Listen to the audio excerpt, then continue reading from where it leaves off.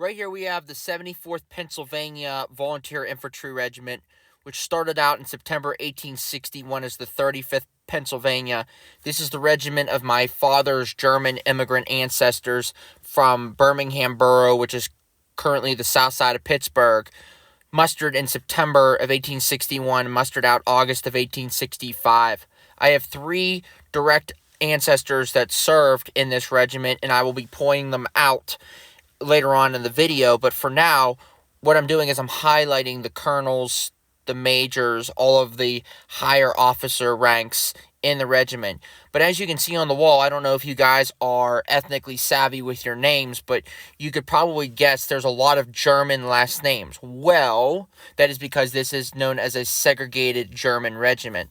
The 74th Pennsylvania was formed as the 35th Pennsylvania as a all-segregated German regiment. During the Civil War, they wanted to keep the ethnicity segregated, especially the immigrants like the Germans and the Irish.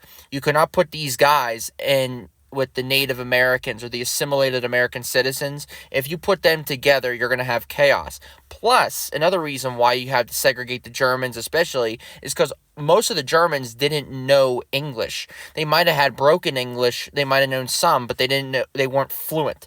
So a lot of these guys, when they first started out in the war, they couldn't speak that much English. So when the officers or the big prominent German names formed these regiments, they had to form them as segregated German regiments or segregated Irish regiments for the Irish.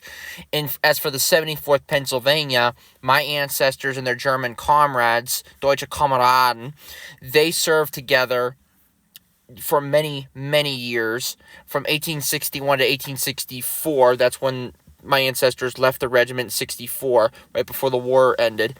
And a lot of these names you will see on the plaque, I mean, they have German first names, German last names. But you also see English. You also see anglicized names. Well, what is that about? Well, after the Battle of Gettysburg, you had a draft in July of 1863 to replenish the numbers. So right here, I'm pointing at Henry Riebel to transition. Henry Riebel's my third great-grandfather from Germany. He was wounded at the Battle of Chancellorsville on May 5th, 1863, I believe?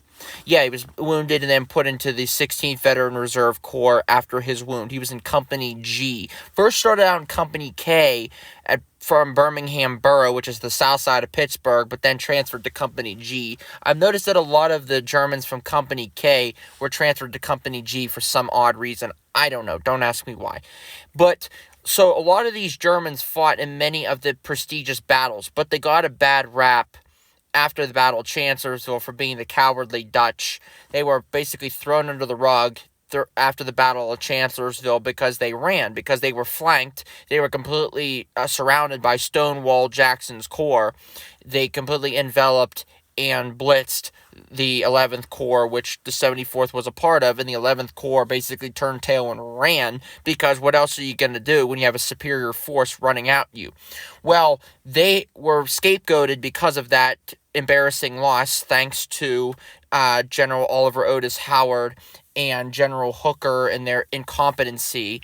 So the Germans got blamed. Well, don't count the Germans out right now. The Battle of Gettysburg really redeemed themselves. I mean, the Battle of Gettysburg was wishy-washy when it came to the Germans. Don't think the Germans redeemed themselves 100%, but it really helped their reputation because of their prestigious fighting on the battlefield.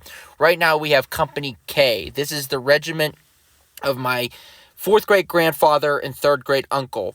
These are their basically their officers, their commanding officers, and the NCOs, the sergeants and the corporals.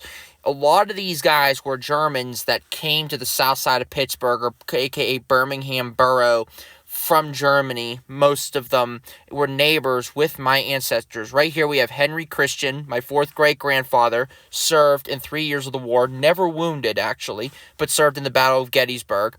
And then you have his son, my third great-uncle, Reinhard Christian, who was shot in the leg at the Battle of Second Bull Run and then died a month later from an infection from the wound. He was 20 years old.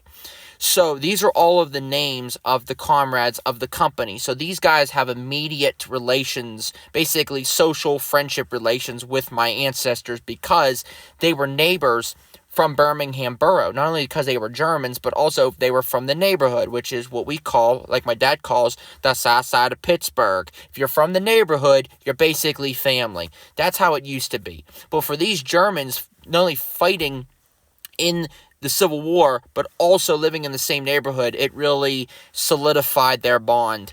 And ironically, right next to the 74th Pennsylvania is the 116th Pennsylvania, which is a all mostly Irish regiment from the 2nd Corps Army of the Potomac, part of the famed Irish Brigade. It's really interesting how you have the German regiment next to the Irish regiment. In my opinion, I think this might have been on purpose.